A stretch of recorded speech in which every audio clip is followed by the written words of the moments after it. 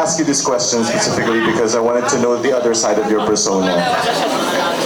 If you will be given a chance to be somebody else, maybe someone that you look up to, who would it be and why? If you will be given a chance to be somebody else, who would it be and why? Well, I've been asked if I would be somebody else, who I wanted to be and why. Correct me if I'm wrong, if I'm going to pronounce it correctly. The motivator, Mr. BPEX, the one who has no two hands and no legs. Why? Because despite of those conditions, this person continued his life. Not only continuing, but continuing his life with meaningful. Because that person signifies that even that person don't have both hands, both legs, still can motivate and inspire one another. What more those persons who are completely but not doing anything in this society? I can relate myself. Why? Simply because I am an inspiring person. I always join pageant without knowing that someone will back me, someone will not understand me. Because as Mr. BPEX, I am a person who has living with speech deficiency. I'm having a hard time to speech and to express my thoughts. And somehow, some of people don't understand the way I speak or the words that come out in my mouth. But it doesn't hinder me to stand in front of you, knowing that there is someone will laugh at me, someone will bully me, someone will get angry because they must misunderstand the way I speak. But mind you, ladies and gentlemen, I'm standing in front of you, giving an inspiration to each and every one. Whether you have a weaknesses, whether you have a negativity in your life, still you have time, days, and years to continue yourself, to continue your life. Just to find out your purpose as an individual in this world. Because each and every one of us can do something, just a little, and give a big impact in this world. Thank you. Christine Reyes.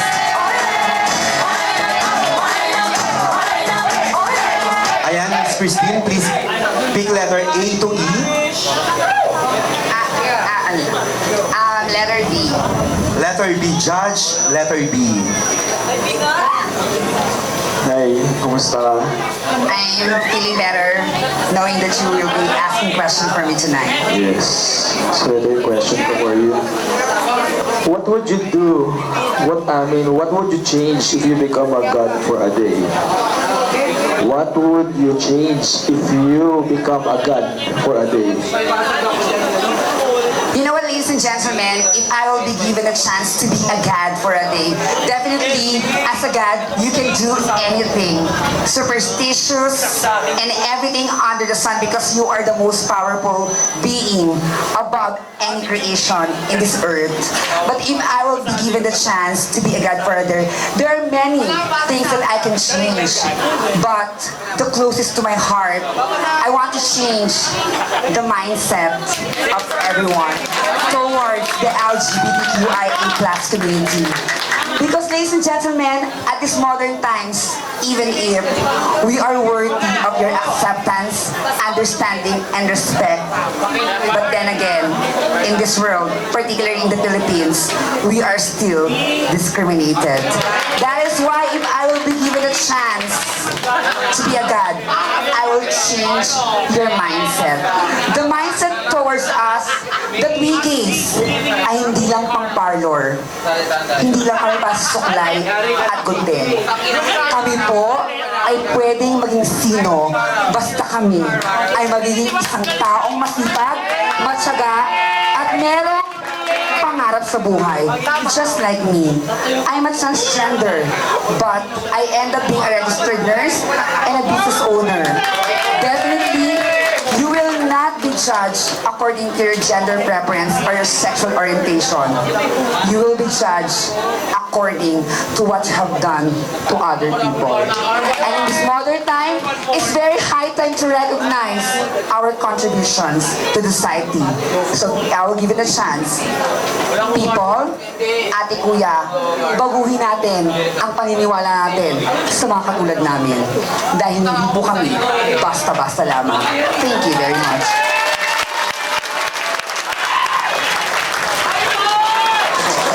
Well, bibili ng If women ruled the world, what would it be like? Thank you so much. The question is, if women ruled the world, what would it be like? You know what, ladies and gentlemen, we have different perspectives on what is a woman and what is a man. Well, definitely, I hope that whatever comes out of my mouth, you respect it because it is my own opinion. But we have all different opinions about gender, right?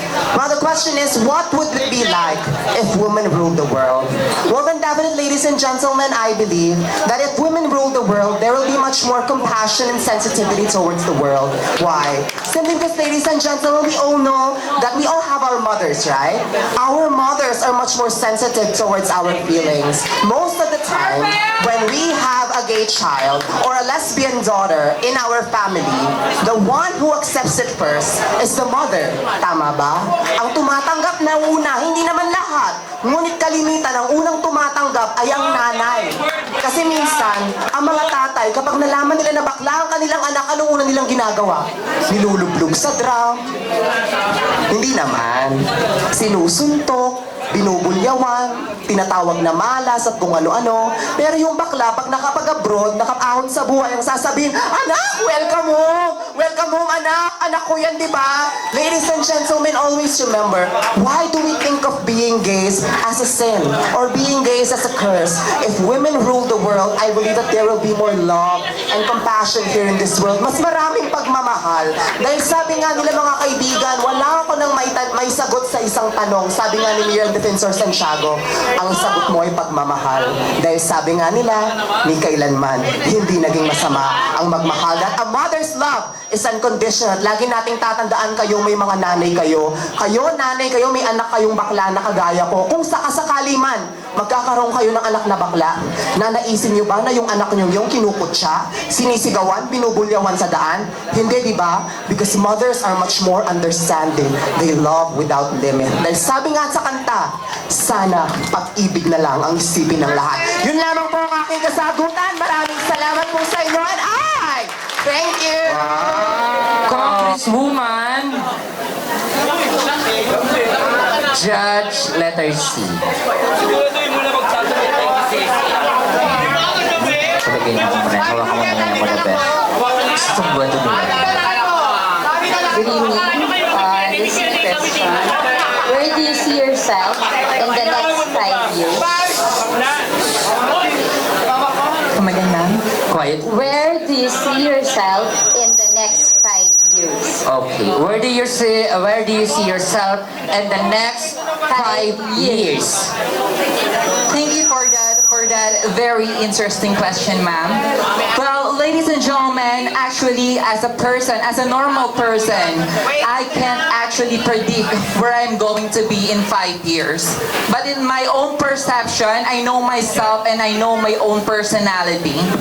I think that I'm gonna be a person who is very inspiring and a public figure or public speaker to others. I joined beauty pageants to be a beauty queen. I am one of the official candidates of Miss International Queen Philippines 2023.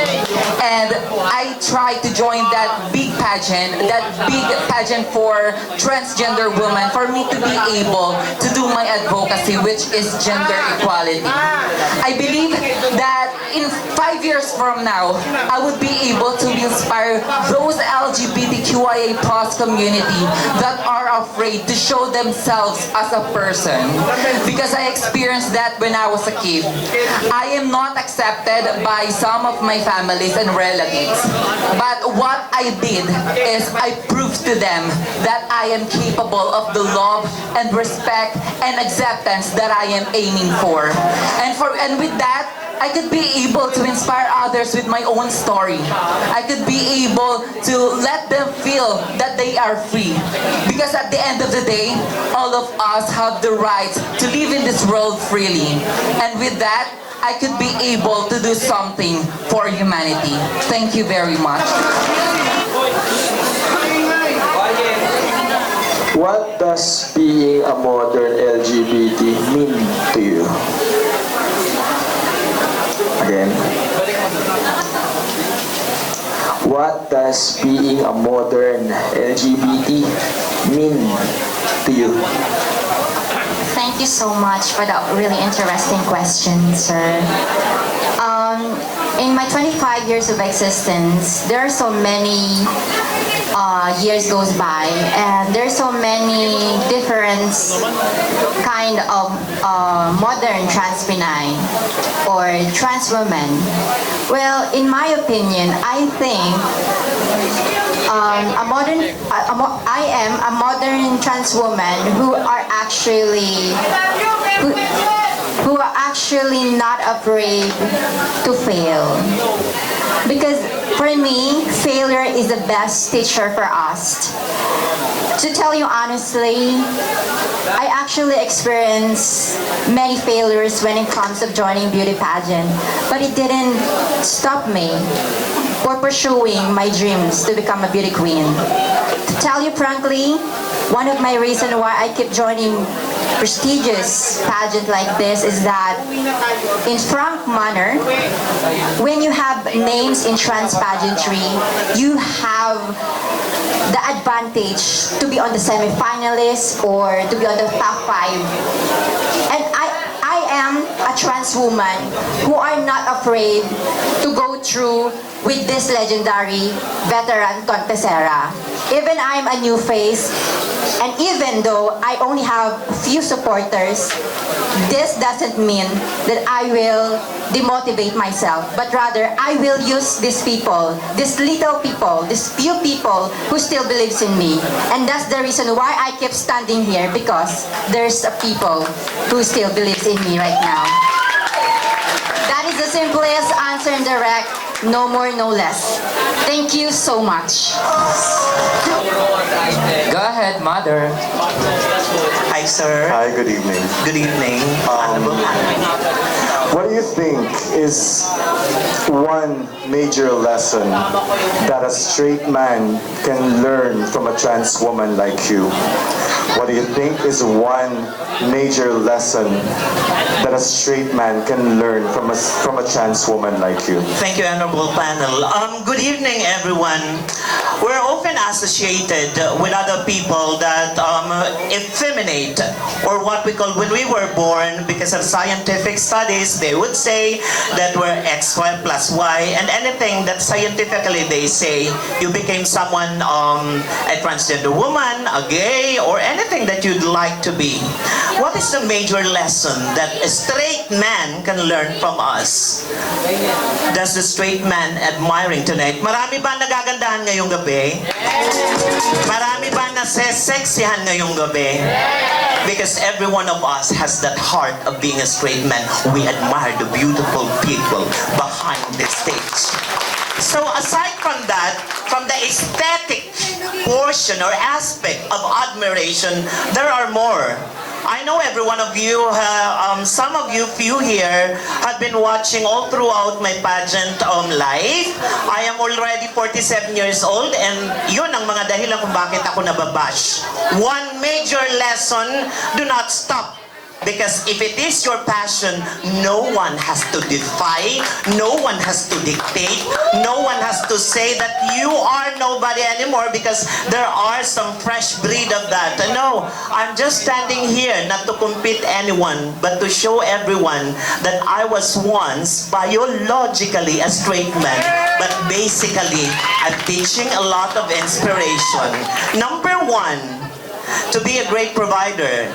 You know this, ladies and gentlemen, we're 11 in the family. 8 of my younger brothers and sisters graduated in college because of me joining beauty pageant. One lesson that another man, straight man, could learn, to be responsible enough.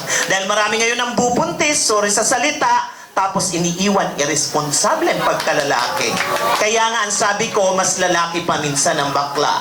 Second, how you define life. Everybody would be saying a straight man is the airhead of the society, of the community. Sila ang hari, sila ang tinitingala. No, open mind as a transgender woman or a part of the LGBTQ community, we adjust. We know how to pair up our specific situation. Hindi kami nagmamagaling, hindi kami nagmamarunong. Bagkos inaalam namin kung nasaan ang pwesto namin dahil marami kaming matututunan sa kahit ano pang lahi at kasarian. And lastly, ladies and gentlemen, one thing that a straight man could learn from us, the LGBTQIA+, it's no order and there's no standard that you are macho or the image or your status of the society, but it is a matter of sensitivity. A true man doesn't care if he loves a transgender woman. A true man doesn't care if whatever, dadalhin mo yung bag ng babae sa loob ng mall. A true man really defies his personality, careless of whatever the standard of the social norm, but rather of what the people could learn from it. It's a beautiful LGBTQIA+.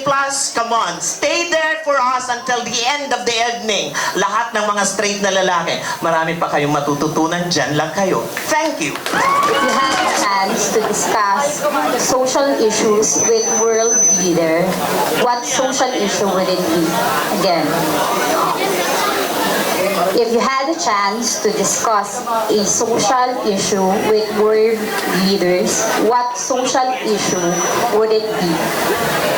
Thank you so much, ma'am. Marahil, marami pong sa pagkakataon po ito, marami pong social issue na umarang sa aking isipan. Ngunit nakatayo po ako sa inyong harapan bilang isang LGBT community. Ang isang katao na pinaglalaban ang karapatan at kalayaan namin bilang isang tao dito sa ating bansa. At kung ako po ay mapagbibigyan ng pagkakataon na mupunta sa mga world leaders, anong araw po ba ang social issue na i-broadcast ko bilang isang miyembro ng LGBT community? Wala pong iba, kundi I want to promote the sexual orientation and gender identity and expression. Why? Dahil ang SOGIBIL po ay hindi lamang po para sa mga LGBT community. Ayun rin po ay para sa lalaki at babae, pati na rin po sa LGBT community na magkaroon ng pantay-pantay na pagtingin dito sa ating mundo. At kung ayun po ay mapapalatag ko sa mga maraming leaders na kilala, sikat at popular, alam ko po na lahat tayo ay magkakaroon ng pantay-pantay na pagtingin, walang nakakataas at walang nakakababa. Dahil palagi po nating tatandaan, hanggat pare-parehas po tayo ng tinatapakan na lupa, pare-parehas na nilalanghap na hangin, at pare-parehas na umiinom ng tubig. Still, pare-parehas po tayong tao, kaya dapat lang po na lahat tayo ay magtanggapan at magrespetuhan. Maraming salamat po. So here's my question. If you have a chance to legalize something that is illegal, what is it and why? Come again, sir. If you have a chance to legalize something that is illegal, what is it and why? Thank you so much for that very interesting question. So if I were to illegalize something that is already illegal, that is already part of the legal status here in the Philippines, what would it be and why? I will not go further for my answer. Most definitely, it would be the Republic Act that stops us from giving alms to the poor. Hindi po natin alam at lingid po sa ating kaalaman na bawal po ang magbigay ng limos sa humihingi ng limos at tayo po ay makukulong, pero ginagawa po natin iyon. Bakit nga po ba? It's because we are Filipinos. We are generous. We are helpful because we know how it feels ang mawalan ng pagtulong sa'yo. As LGBT members, I know this dearly because I once has always begged for the acceptance, for money, and even for education. Therefore, I know what it feels kung ikaw nasa pinakababa, kung humihingi ka lamang sa nakatataas. I will always make this legal. Why? Because we don't know how it feels to be in those people's feet.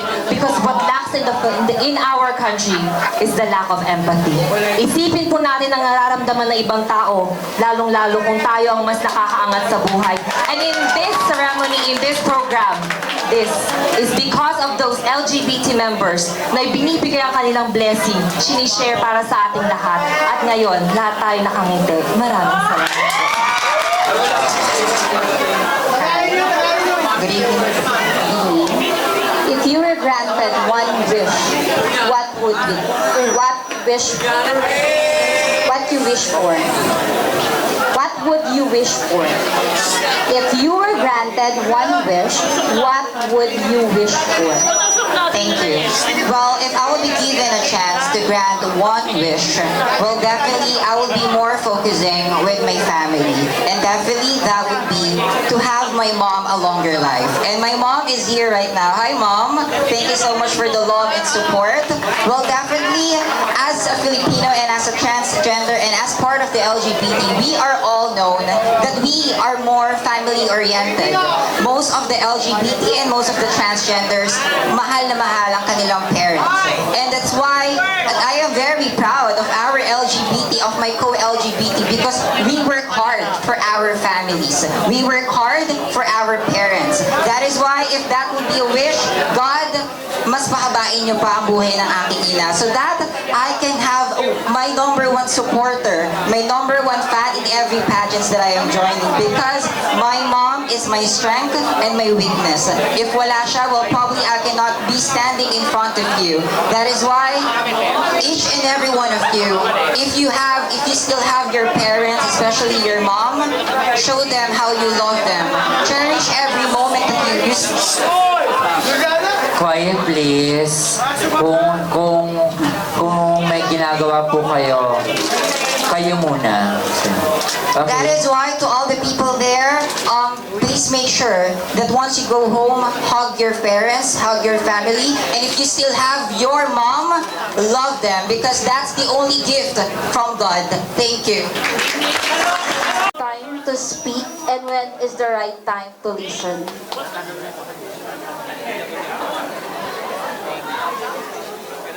When is the right time to speak and when is the right time to listen? Kailan nga po ba ang tamang oras para ikay magsalita at kailan ang tamang oras para ikay makinig? Para po sa akin mga kaibigan, di ko na po papahabain. Kapag ikay nasasaktan, pakinggan mo ang taong naglalabas ng hinanakit sa'yo dahil ito ang oras na kung saan ikaw ay makikinig sa lahat ng saloobin na ibinibigay niya sa'yo. At kailan naman po ang oras na magsasalita ka? Ito ay kung paano mo payuhan ang iyong kaibigan na kailanman ang pagmamahal ay hindi magiging tama. May mararanasang kang sakit, pero ito ang bubuo ng pagkatao mo para mas maging matibay. Lagi nating tatandaan mga kaibigan, kailanman ang taong marunong makinig at ang taong nagsasalita, sila ang magiging mas makakaintindi ng bawat isa dito sa ating mundong ginagalawan. Magandang umaga po at maraming salamat. Walang pansin yan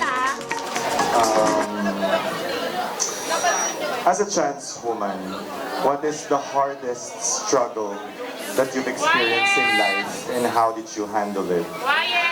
What is the hardest struggle that you've experienced in life and how did you handle it? Quiet, please. Thank you for that question. As a trans woman, what is the hardest struggle and how will I handle it? Well, as a transgender woman, the hardest struggle that I encounter is when I am applying for a work.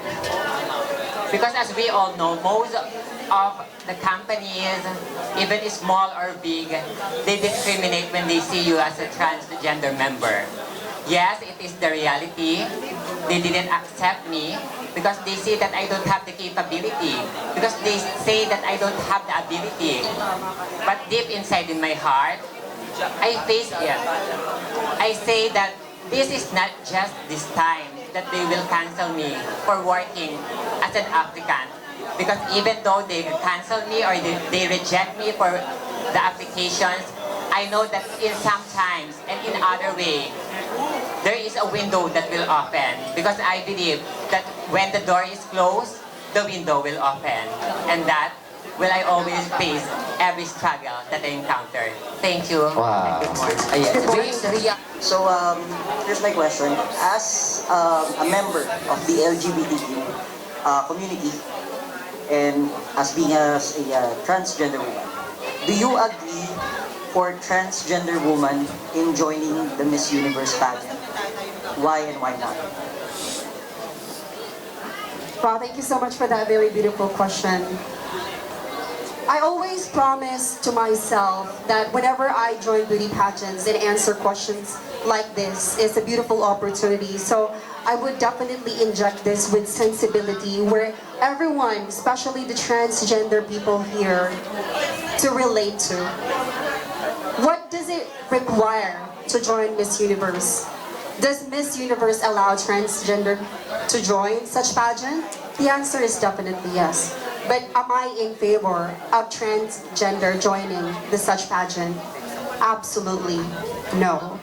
We are not far ready to actually use the platform in showcasing the reality of what is actually happening in the community.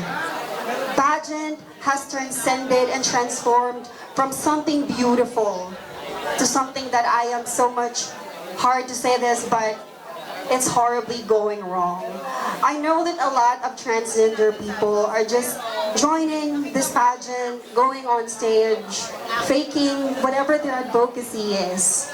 Are they even real about what they're telling all the people here and all of you judges? I have witnessed a lot of fake representation in social media, and the way they act on stage is definitely different from what they are portraying in real life. So if we cannot contain ourselves and be true to ourselves that we are the Miss Universe, then what are we going to fight for there? What is the reason why we should step up and fight there if our community is splitting into pieces? So I guess let us all focus on beautifying ourselves, be more classical, intelligent, academic, be more talented and confident, so that at the end of the day, when time comes and all the people believes that we are no longer immoral and we are 100% genuine and authentic, therefore, let's go and get the crown. Thank you. Wow. Hi, good evening. Good morning. Good morning, handsome. Yeah. Thank you. If you will be given a chance to meet a government official that you dislike, who would it be and why? If you will be given a chance to meet a government official that you dislike, who would it be and why? Could be living or non-living. Up to you. Yeah. Okay, so that is a very difficult question, but I would have to say if I were to choose one government official that I don't like, would probably be the President of Russia, Vladimir Putin, simply because of a lot of things. I would like to give him a benefit of the doubt because I don't judge people, but definitely for what we see online, especially to international news, there's a war going on out there. It's versus Russia and Ukraine. So I would like to meet him because I dislike him in some ways on how he treats the war against the innocent people of Ukraine.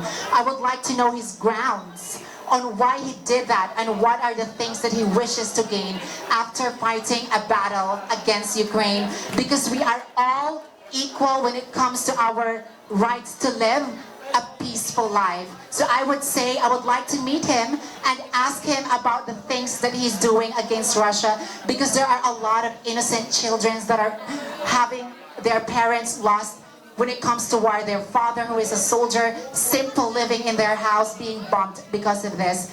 And when I hear his story, maybe I could also impart my own personal stories to him of me every day fighting a battle of being a trans woman. And in that, maybe he would learn something to be forgiving, loving, and respect other people, because we only live in one world and we have to take good care. We may have different races, but we are only created by one God. And one God gave us a best representation of love. That's why we're all still here. And why not do it with the other human race? Because we are all the same. So long as we breathe the same air, we are all under one sky, then we should give respect because we are all equal. Thank you. For you, what is the most important job in the world? Let me repeat. What is the most important job or work in the world and why? For me, there's no important job in the world, because in the world, the world of acceptance, it's commonly called social inclusivity, involves the feeling of accepted within your local community and being able to contribute in a meaningful way, because we have the same right in our society to express our feelings, to exercise our capability in order to show that we are capable of doing things in life. There is no better or good job in our society, in our world. Thank you so much. Wow!